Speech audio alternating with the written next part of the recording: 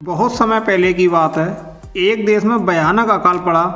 खेत सूख चुके थे, अनाज खत्म हो रहा था और लोग भूख से मरने लगे थे।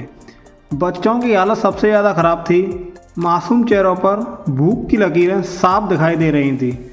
उसी नगर में एक धनी लेकिन अत्यंत दयालु व्यक्ति रहता था। उसका दिल दूसरों के दुख से पिघल जाता था।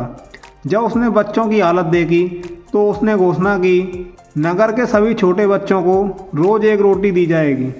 अगले ही दिन उसके बड़े बगीचे में बहुत सारे बच्चे इकट्ठे हो गए।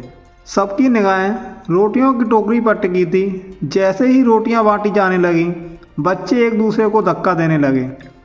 मुझे बड़ी रोटी चाहिए, पहले मुझे दो।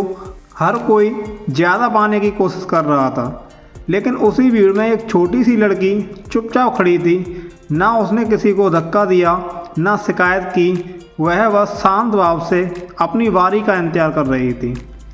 जब अंत में उसकी बारी आई तो टोकरी में सिर्फ एक ही रोटी बची थी, सबसे छोटी। लड़की ने उसे खुशी खुशी लिया, उस दयालु व्यक्ति को प्रणाम किया और बिना कुछ कहे घर चली गई। घर पहुंचकर उसकी माँ ने रोटी तोड़ी और अचानक दोनों चौंक गई। उस रोटी के अंदर सोने का एक सिक्का छिपा हुआ था। माँ कुछ पल चुप रही, फिर बोली, बेटी, यह सिक्का हमारा नहीं है, यह उसी धनी व्यक्ति का होगा। हमें यह वापस कर देना चाहिए। लड़की बिना हिचकिचाए सिक्का लेकर उसी व्यक्ति के घर दौड़ पड़ी।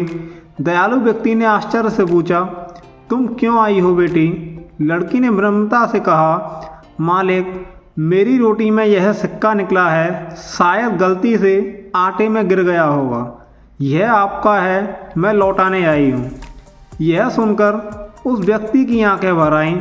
उसने मुस्कुराकर कहा, नहीं बेटी, यह गलती नहीं थी। मैं देखना चाहता था कि कौन लालच नहीं करता, कौन धैर्य और ईमानदारी रखता है। यह सिक्का तुम्हारे सब्र और सच्चाई का इनाम है।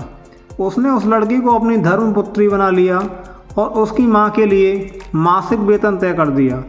समय बीतता गया, वही छोटी लड़की बड़ी होकर उस दयालु व्यक्ति की उत्तराधिकारी बनी।